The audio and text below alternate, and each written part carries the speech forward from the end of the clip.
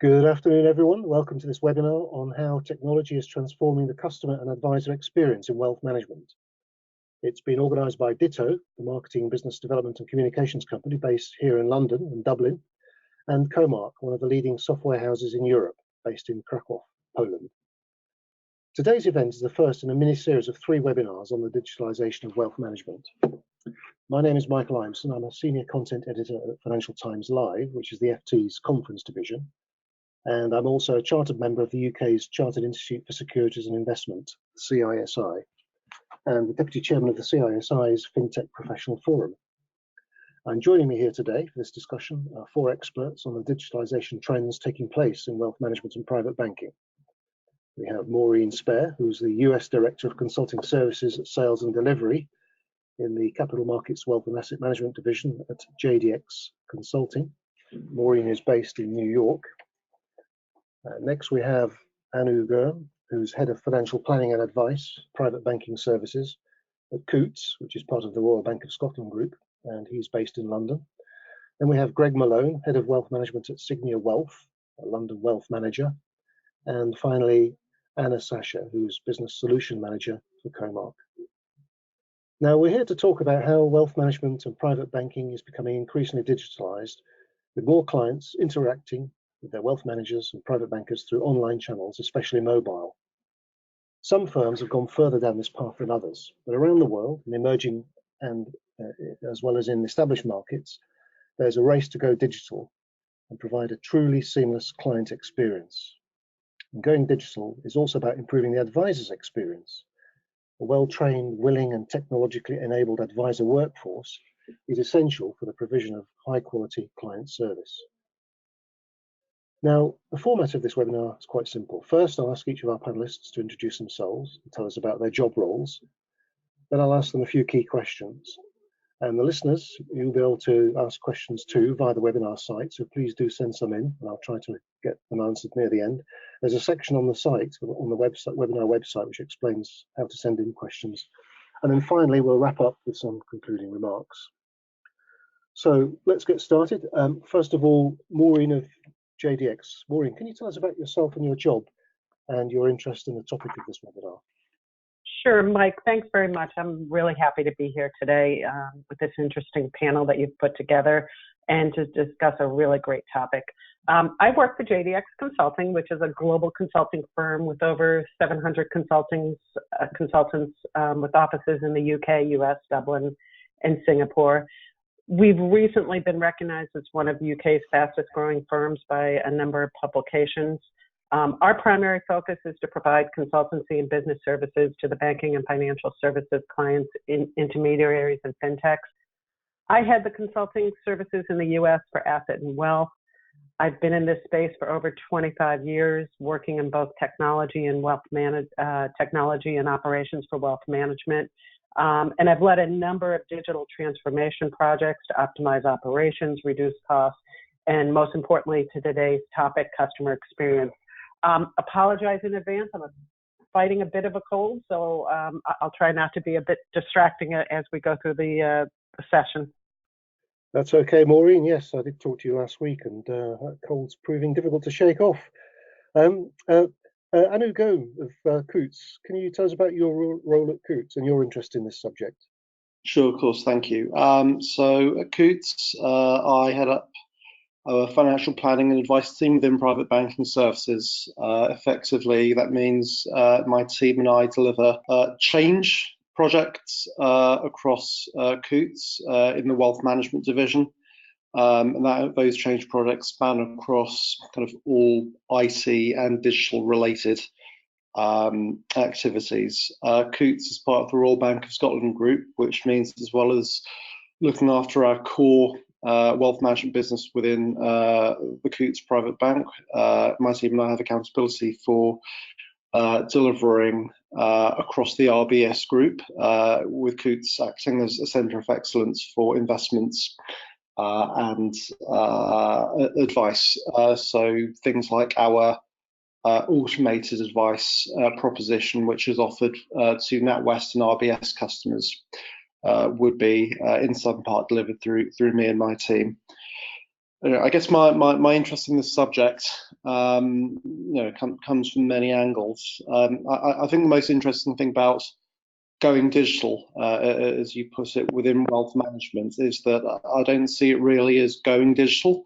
I see it as going omni-channel. Unlike in retail banks, where the onus has been to entirely digitize the end-to-end client experience and effectively try to take away as much of the human element as possible. I think within our industry, the human element will always be central to what it is we do. That's not going anywhere. So, I think the mission for wealth managers and private banks is to effectively think about how technology and digital can augment the human interaction as opposed to replace it. So keen to hear what others have to think on that subject. Thanks, Anu. Yeah, the human touch is very important. And I was talking to Greg Malone of Signia Wealth about this a few days ago, and he sort of echoes your thoughts on that. So, Greg from Signia, please tell us about your role and your view on this subject.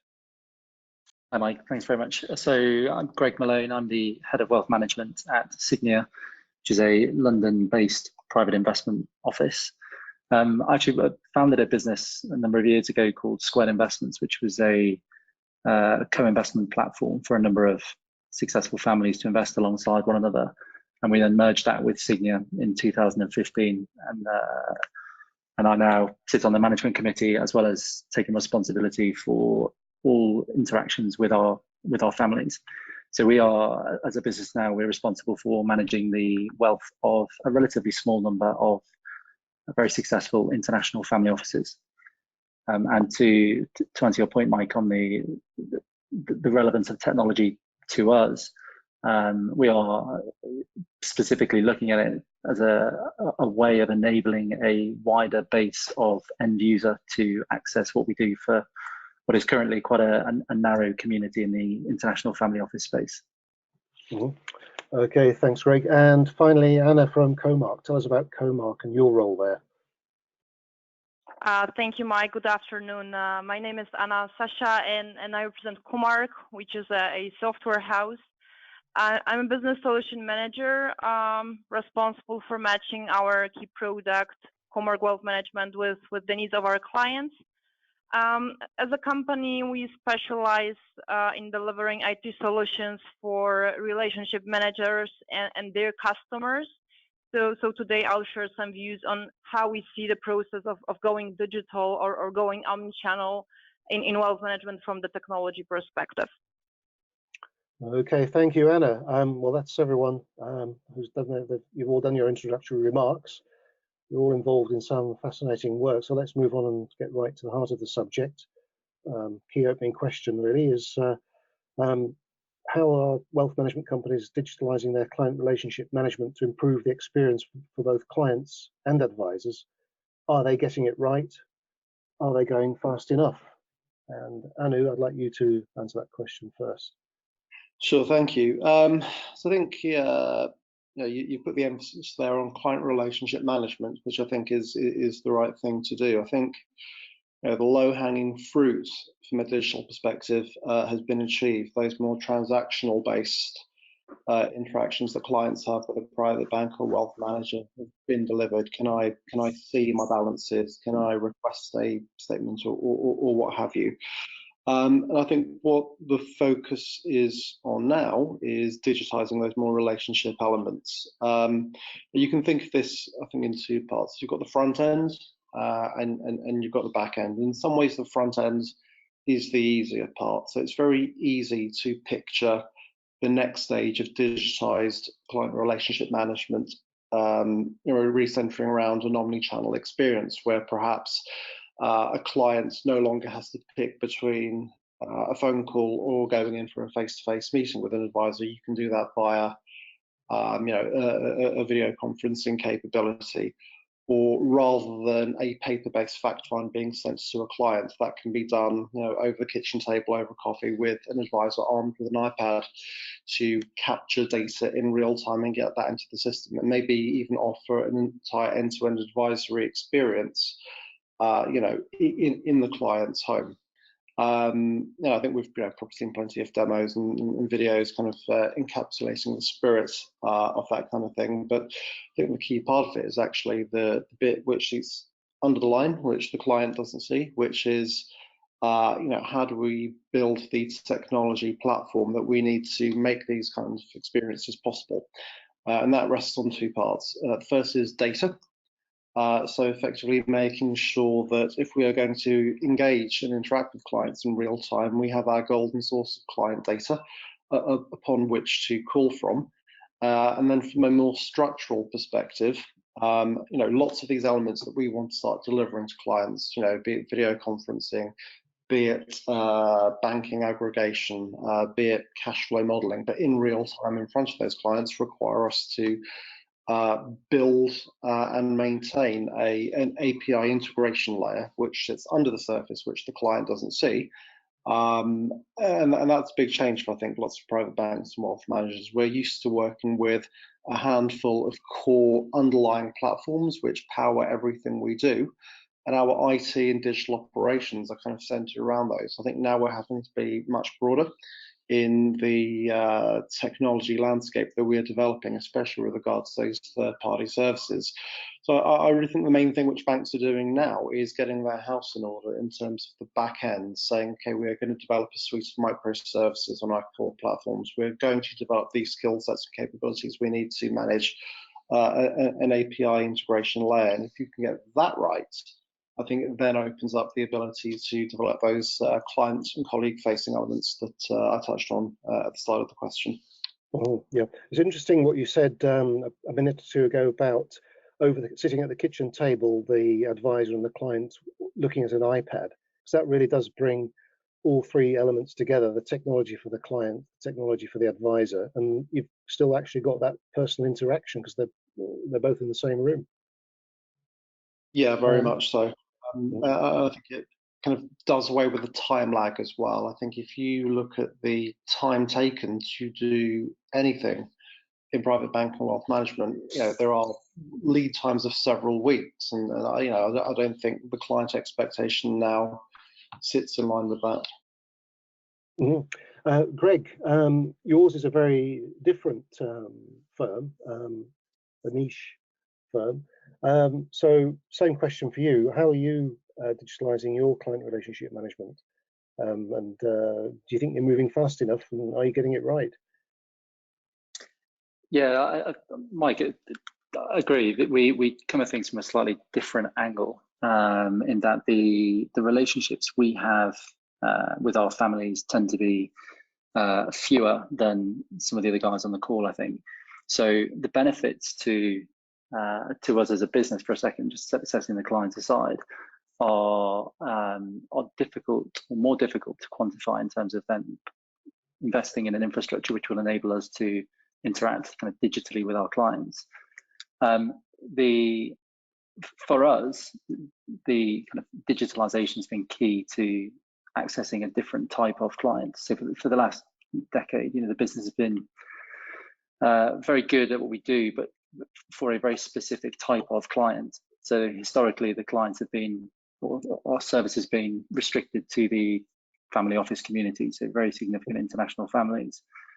And what we are now looking at is the rate of pace of technology and change has meant that we are able to now look at potentially, or we are looking at enabling a different end user to access the business and the services that we provide using end-to-end technology. The different sort of user, you're talking about a different client segment. This is what we were talking about the other day about this new project you've got bubbling under, which you're going to launch next first quarter of next year. Absolutely. Yeah. Are you allowed to say what you're calling that yet, or is that name still a project name, still under wraps? Yeah, I mean, I would be allowed to say what we're calling it had we decided, Mike. I think you kind of jumped the gun slightly there. I think the point, I think to the point you made slightly earlier, I think there is a real shift, I think, from people looking at, over the last decade. I think there's almost a fear of digitalisation replacing relationships and relationship management. I think that clients and users have been brought on a journey as technology has developed and has enabled service providers to reach a wider audience or provide them with a deeper level of service. I'd be interested now to see if that trend continues and people do move to a position where the relationship is completely digitalized end to end, and how that breaks down across different subsectors. So from the kind of mass affluent through high net worth into the space that we operate in. If I understood you correctly, what you said the other day, your main clients now are these big family offices, but you're going to broaden out to individuals, the mass affluent, and you're using more technology. So you don't use that much technology at the moment with these family offices. We really don't, and I'm quite happy to say on the webinar that we are way behind, I think. But to reach the mass affluent market, or on the ones just above that, the individuals, you've got this technology-based solution. Yeah, we are right at the forefront. Yeah. Let's move on to Maureen, because as a consultant, you've got sort of an elevated view of this. You can look around the markets you cover, geographical markets you cover, and see how wealth management companies are going through this digitalization process. So what's your view on this? Yeah, thanks, Mike. Wealth management is definitely a highly competitive segment of the market right now, and truly the digital omni experience is becoming more and more of a differentiating factor. On the mass or the retail segment of the wealth management, the self-service features are getting a critical importance because it's not just the customer experience, but they're able to establish a more sustainable cost structure, allowing the self-service of account acquisition, goals-based planning, and some transactional capabilities. Another area that we're seeing some growth in from the wealth managers are also adding additional levels of customization and personalization. And I say that as no longer is it target marketing campaigns or addressing you with your surname, but it really is now underpinned with analytics. And going back to the comment earlier on data, having clean data enables a really robust analytics, and firms are leveraging that to give true point-in-time curated experiences and personalization based on your interaction patterns, your sentiment, and all that tracking that is done on the omni-channel.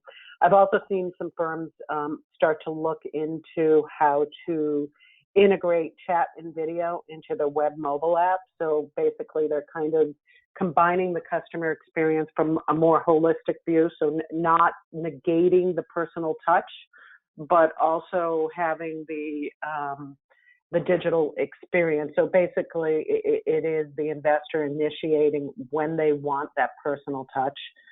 From an advisor perspective, lots of dashboards. Once again, data is enabling that, and it's also giving the advisor transparency now more and more of what's going on in the back office, so they can service their client better. So that transparency is there because the systems are more integrated. They're giving more and more tools, portfolio risk tools.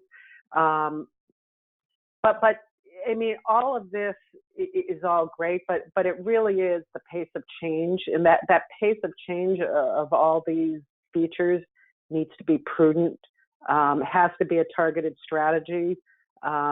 So you go in it with the right mindset, you're addressing your right target segment. What works for the mass wealth market may not be the approach that you want for the high net worth or the ultra high net worth.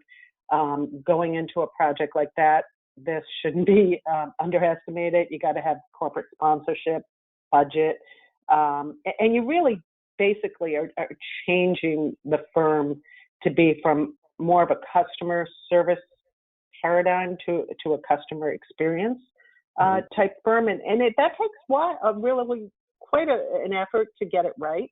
And sometimes it can be done in incremental steps. Some firms go for big bang. So what, the pacing is really very individualistic based on the firm. The most important thing, what it comes down to, is when you embark on an effort like this, is that you go through it through a client-centric lens rather than a technology lens. Technology, there's a lot of great tools and products, but it is an enabler, and you really need to go through this effort through the client-centric lens and map that out, and then enable it with the technology. Thank you, Maureen. Well, let's move on to Anna, because from Comarch, because that final point that Maureen was making, you've got to look at it from a client perspective rather than a technology perspective. Comarch's a technology firm. So in answering this key question here, Anna, could you please bear in mind or tell us how you at all times, because you're a tech company, keep in mind that your clients, the wealth managers or private bankers, have to bear in mind their clients who are people? Well, first of all, I believe that most, if not all, of wealth management firms are running some projects in the digitalization space. What I personally see is that the market is talking about AI, blockchain, or augmented reality as the future means to improve experience for either customers or advisors. But very often, the actual problems and challenges are much more mundane. So here I especially identify with what Anu said at the very beginning. Before we start aiming high, we should really focus on building a solid foundation for further improvements and innovation. And by saying that, I see two main areas which I find particularly crucial when it comes to improving advisor experience. First is automation of various processes, including administration processes like onboarding, customer assessment, reporting, or staying compliant. While the second thing, what Anu has also mentioned, is the data. So in our opinion, centralization of data is crucial, so that you really give your relationship managers and also your clients access to real-time, aggregated, and centralized data, and not plenty of systems with the data scattered all over. So these are the main two areas which I find especially crucial when it comes to the digitization of the environment of the advisor. But looking from the perspective of the customer, I also believe in the power of integrated approach to customer service. So once you give someone a personal and digital channel, you should also ensure that the channels are both integrated and consistent with each other. Well, simple example, if the advisor presents me with a report at a meeting, I want to see exactly the same report in my investment app. This really sounds like an obvious thing, but very often even such basic features, such basic functionality and service is simply not delivered by financial institutions.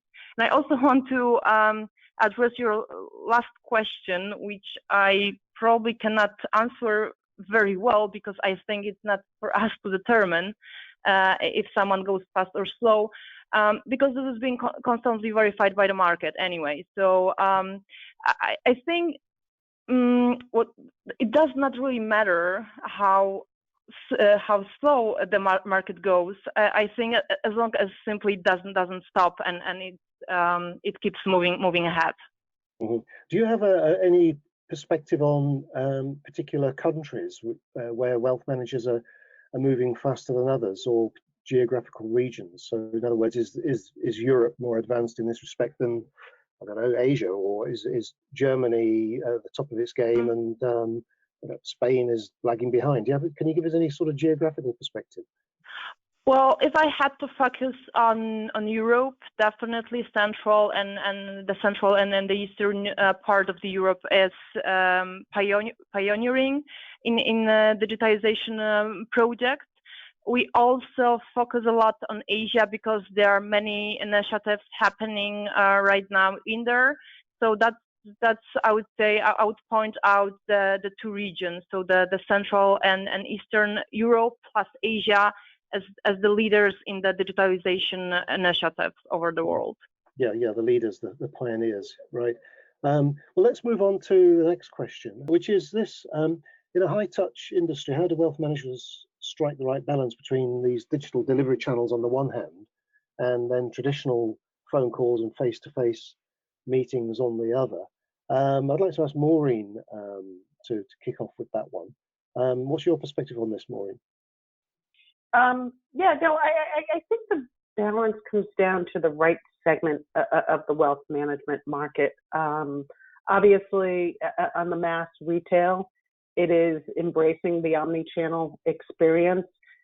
They still do like to have the human touch, but the difference here is it's based on when they want to reach out for that interaction, which is certainly less frequent. On the flip side of that, the ultra high net worth and the high net worth, I'm seeing a more balanced approach.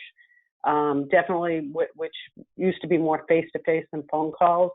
I'm seeing more and more of the investors mandating some level of self-service on the omni-channel to be able to transact on accounts, and for example, send a child's college or university tuition with a click of a phone, so they don't have to step away from some of their business meetings. But they still want the human interaction of the advisor. So it's important that the self-service in that segment of the wealth management is an optional feature and not forced down the omni, and that the white glove interaction remains as an option. Certainly in the mass retail side, it really is kind of getting more D2C self-service.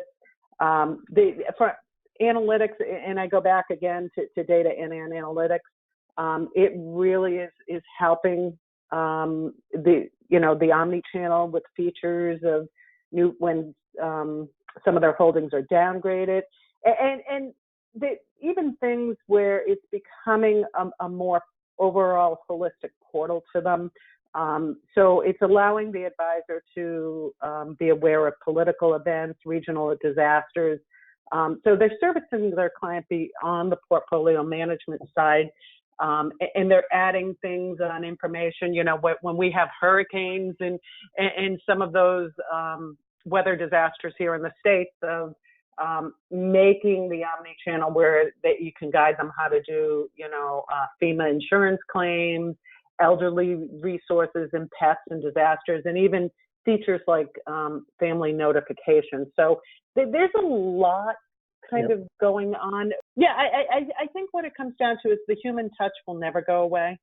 It's just making the best moments of those touch points more meaningful, but by leveraging the data. So I do think it will continue to be a balanced approach, and I think it depends on what segment of the market you're going towards. Yep, thanks, Maureen. Anu, Maureen just mentioned omni-channels, which is a term you used earlier. So how do you get the right balance with these omni-channels in Coutts? Sure. Well, I mean, I'll speak kind of more broadly for the industry. I think this comes down to two parts. It's first of all, you need to have a good segment-based proposition within your organization. So if you are going to operate at an ultra high net worth level, but also at the top end of mass affluent level, you have to very clearly go into those clients with a business proposition which says, if you are at a certain level, you have a certain proposition, and this is the way that your touch points will work. So I think you can set the expectation from the beginning with clients coming to your organization with regards to will it be digital, will it be face to face? But in broader terms, and certainly at Coutts, we are led by the customer. So a huge part of our proposition is the service level, and that service level is human driven. And if our criteria clients choose to transact with us and engage with us face to face, then we will provide that service. But I think it's maybe in some ways about almost training up your client base and your audience to see the value of using digital channels, where in fact the value is over and above what you would get with a face-to-face engagement. So just as an example, one of the busiest times of year for private bankers and wealth managers will be just before the end of the tax year. And calls go out to clients, meetings are put in, because maybe a client hasn't used their £20,000 ISA allowance for the year. And whilst it's our fiduciary responsibility to make clients aware of this and help them use that limit, it's not in the grand scheme of things a big ticket item. So in that sense, building out the capability to say to an individual, well, here's an automated notification with regards to your ISA status, and build a click here to top up your investment account. That is a smooth, easy transaction, which is actually better than having to take the time for a face-to-face conversation or phone call. So I think it's about picking the right moments to effectively introduce digitalized services to an audience used to face-to-face interactions. Yep, some good points there. Anna, your company is based on just providing digital. So do you ever get involved in, you must get involved in discussions with your clients about how they integrate your digital delivery channel offering with the traditional methods. So what do you have to say on that?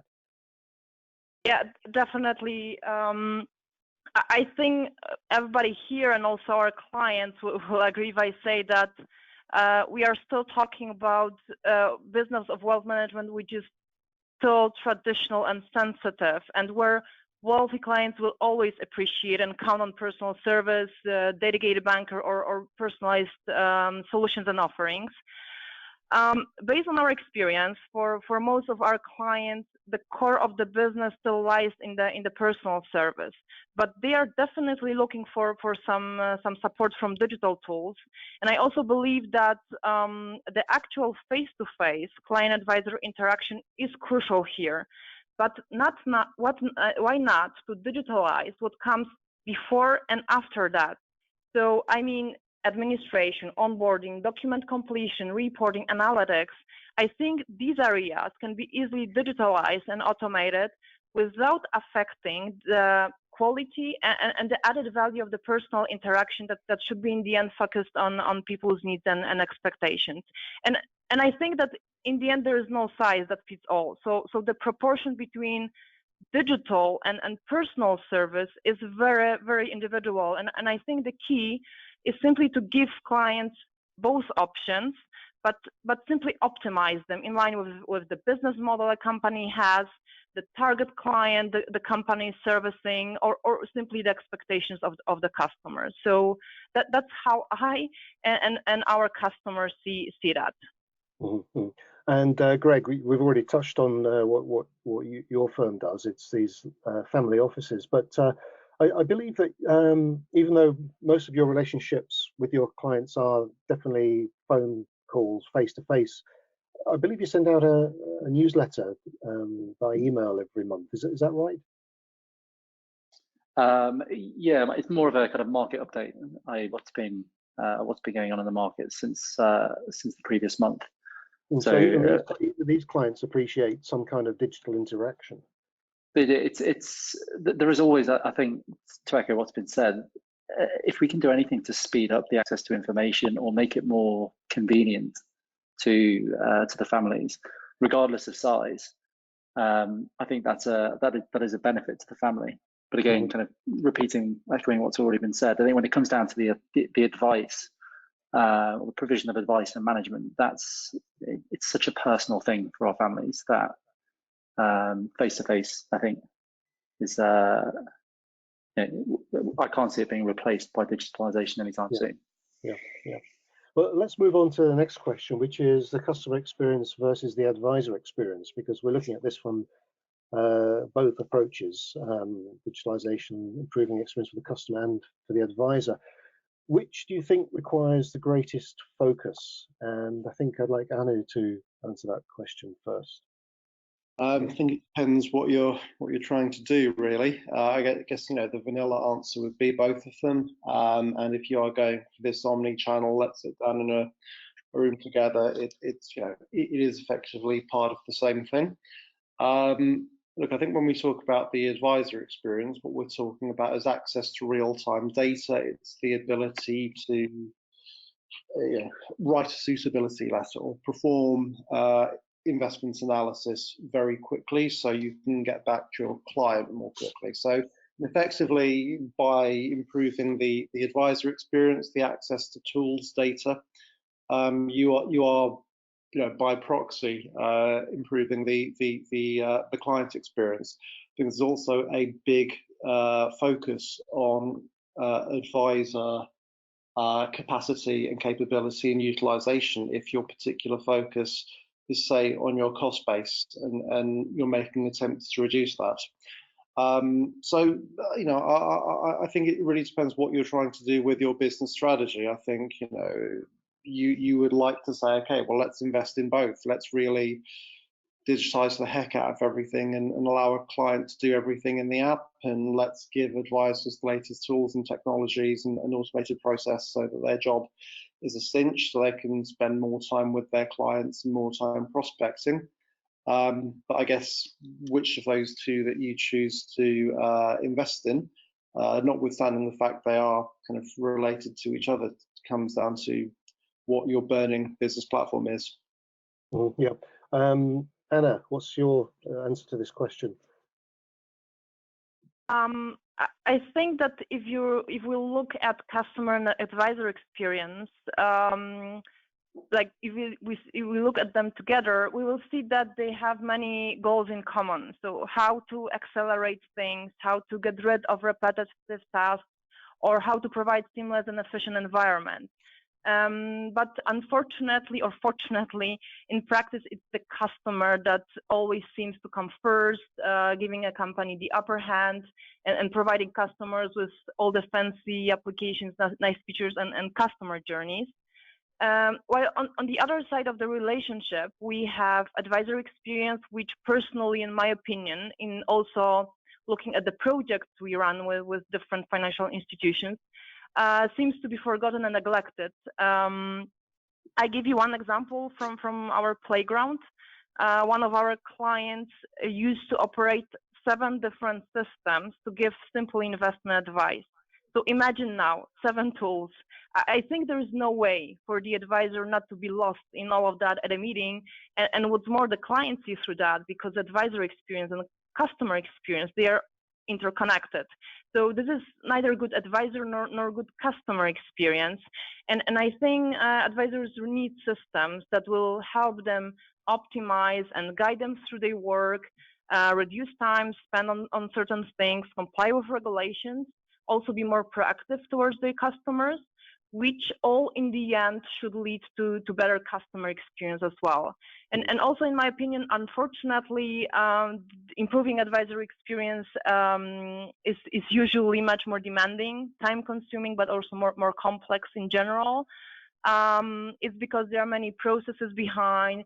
There are a number of systems advisors run every day, or simply countries like regulations financial institutions have to follow.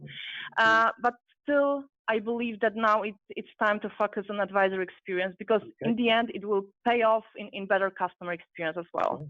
Thank you.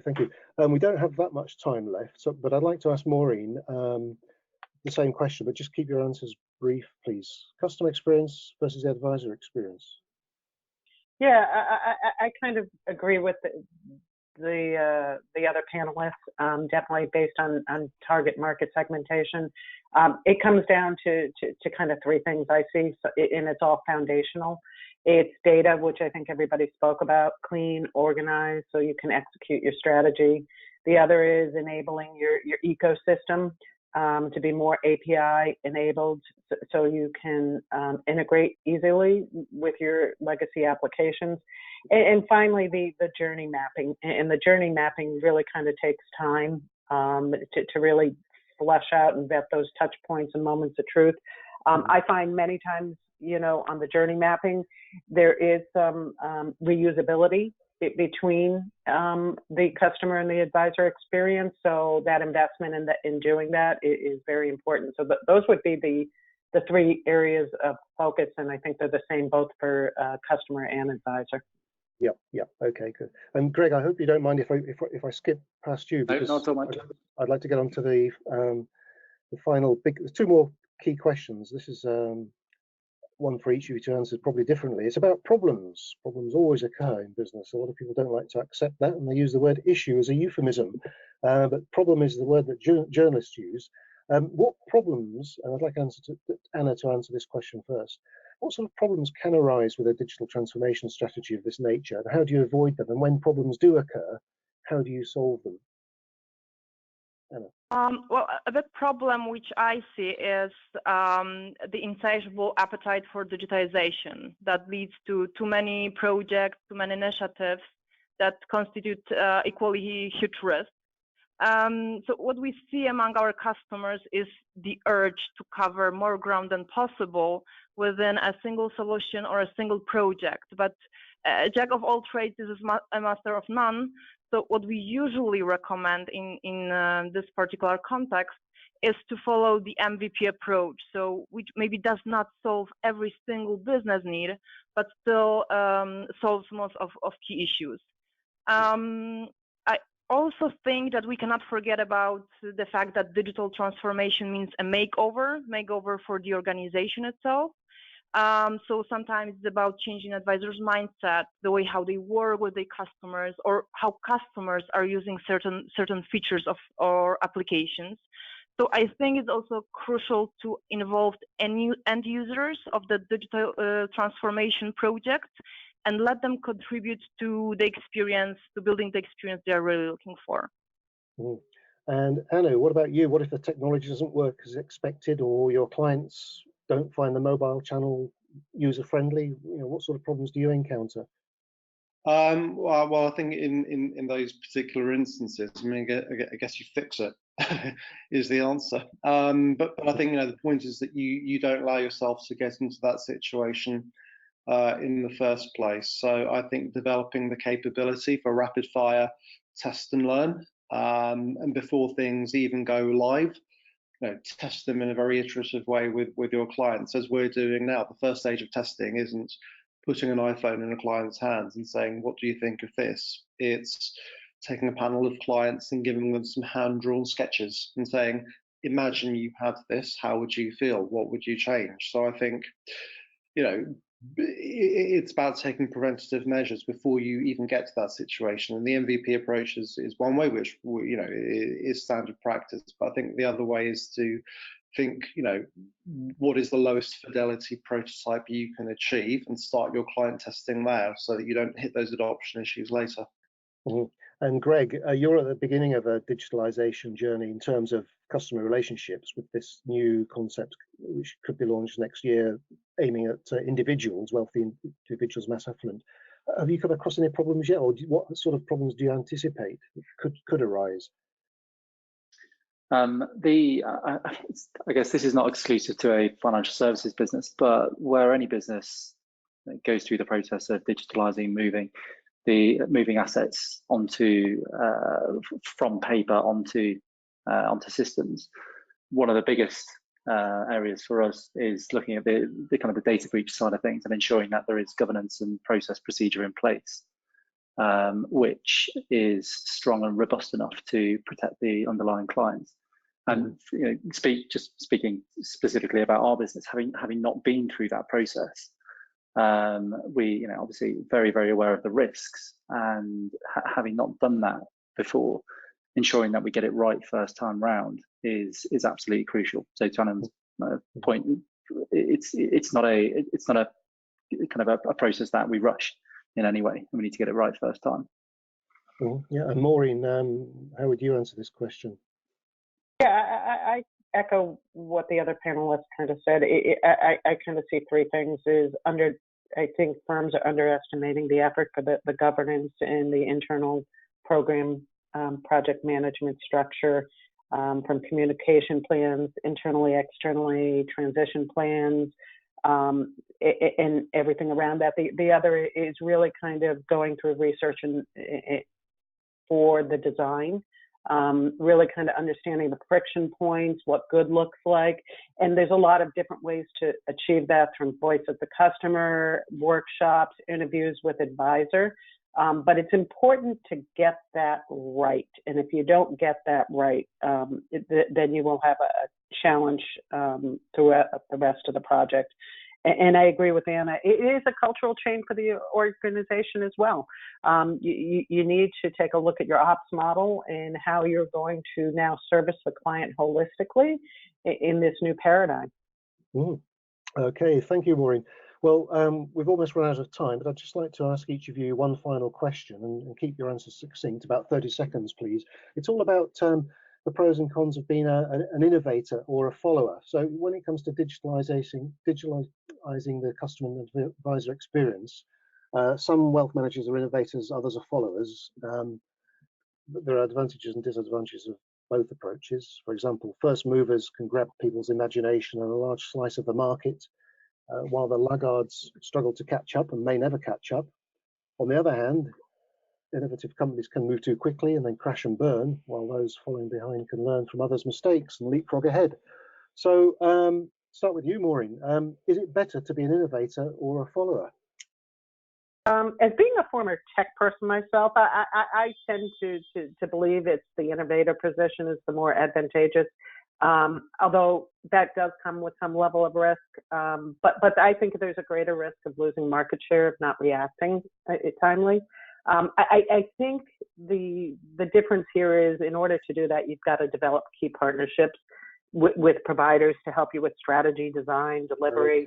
Okay. In order to do that, if you're going to go this journey alone and try to do it fast and by yourself and not leverage the best practices, experience, lesson learned, it really becomes a high risk proposition. Okay, thank you. And Anu, what's your view? Very, very briefly, please.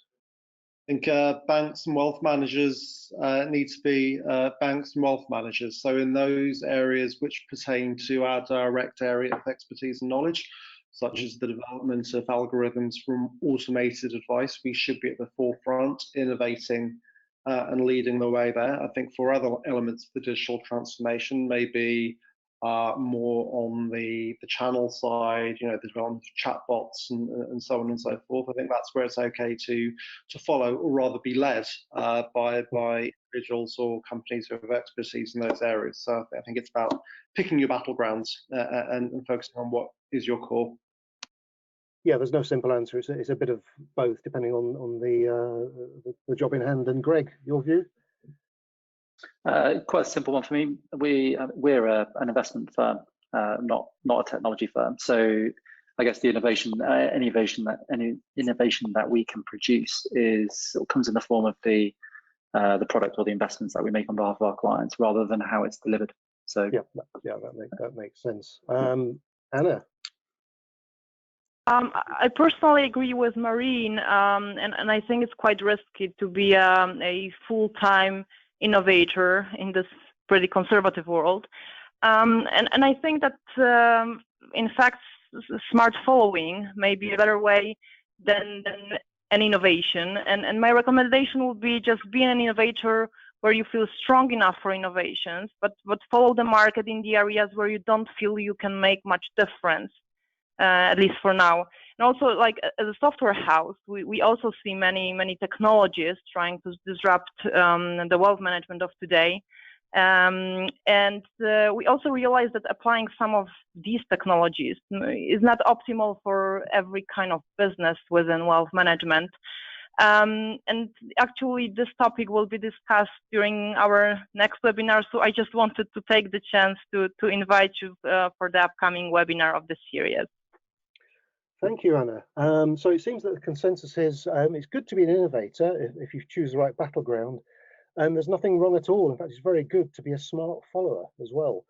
So look, thank you, everybody. That's all we've got time for. It's been a fascinating discussion. This has been a live broadcast, but it's been recorded and it's going to be uploaded to the Ditto Comarch websites, and it's going to be available soon for you to listen to again if you wish and share with your colleagues. And as I mentioned at the outset, and as Anna's just mentioned, this has been the first in a mini series of 3 webinars on the digitalisation of wealth management.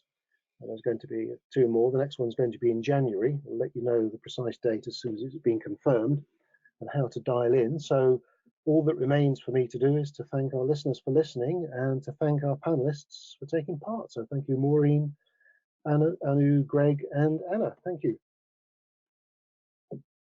Thanks, Mike. Cheers. Thank you.